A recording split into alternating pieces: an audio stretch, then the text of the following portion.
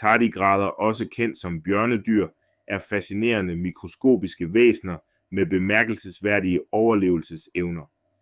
Disse bittesmå dyr kan overleve ekstreme forhold ved at gå ind i en tilstand kaldet kryptobiose, hvor deres metabolisme næsten stopper helt.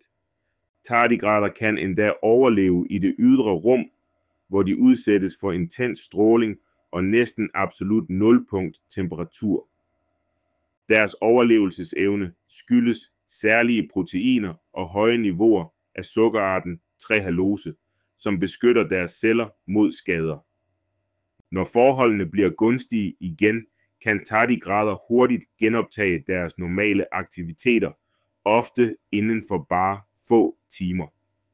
Disse utrolige egenskaber gør tardigrader til nogle af de mest hårdtføre organismer på jorden, i stand til at overleve alt fra ekstrem tørke til høje strålingsniveauer.